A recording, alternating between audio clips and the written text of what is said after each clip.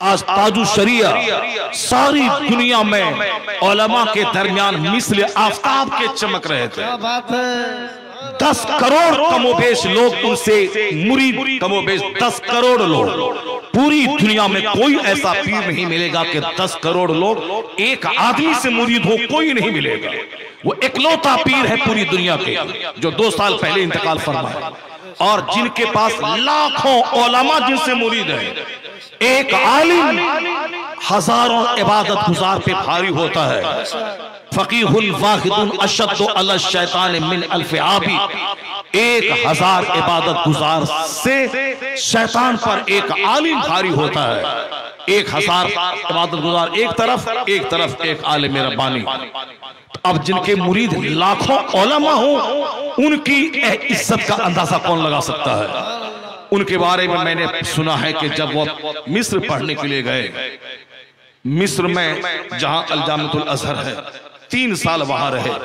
उस 3 साल में उनके वालिद का इंतकाल हो गया इंडिया में, मुफस्सिर आज़म हिंद का, मगर वो वहां से नहीं आए, वहीं रोध होके रहे, अपना पढ़ते रहे। 3 साल के दरमियान बाजू में दरियाए नील है।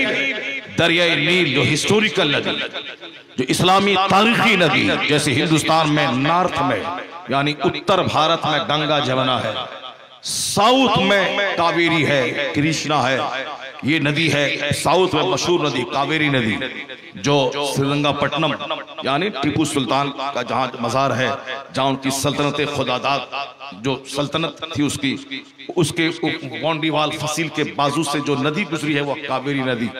कहते हैं कि टीपू सुल्तान ने जो मस्जिद बनाई थी, ये आज से 300 साल पहले, 250 साल पहले 1799 में वो शहीद हुए।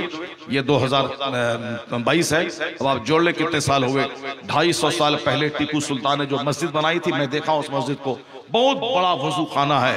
कहते हैं कि इसमें जाड़े के जमाने में एक तरफ गर्म पानी आता था, एक तरफ ठंडा पानी आता था, कोई गीजर विजर कुछ नहीं, कुछ ऐसा सिस्टम बनाया था। सीधे दरियाए कावेरी से पानी आता था, एक तरफ गर्म एक तरफ सर्द पानी आता था।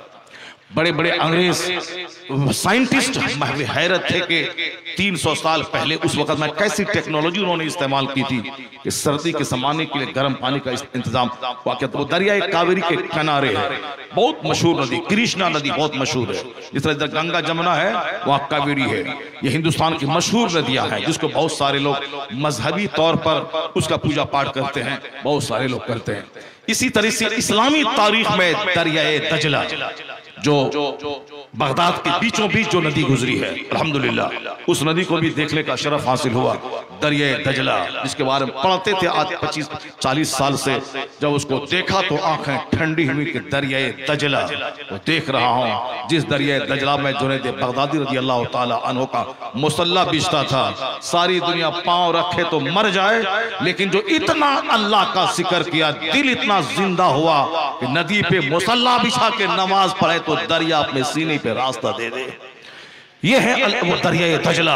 हजारों लाखों वलियों की तारीख उस दरियाए दजला से वाबस्ता है। दरियाए दजला बगदाद के बीचों बीच से गुजरा है इस्लाम। उसी तरह दरियाए नील है, जो दरियाए नील पहले सूखता था, वहां के लोग पानी के लिए एक जवान लड़की को भींट चढ़ाते थे, तब वह दरिया आबाद होता था।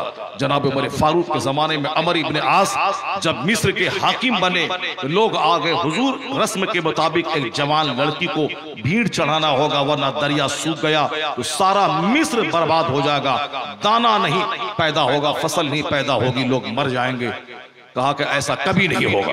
उन्होंने खत लिखा मदीने मुनव्वरा हजरत उमर इब्न खत्ताब रज़ी अल्लाह ताला अन्हु की बारगाह में। ये गलत रस्म यहाँ चल रही थी, अब क्या किया जाए। उमर फारूक आज़म ने एक खत लिखा दरियाए नील के नाम, दरिया के नाम खत लिखा। जो अल्लाह का हो जाता है सारी खुदाई उनकी हो जाती है। जो अल्लाह का नाम नहीं लेता है उनकी बात बीवी भी नहीं मानती है, उनकी बात बच्चा भी नहीं मानता है, उनकी बात पड़ोसी भी नहीं मानते हैं।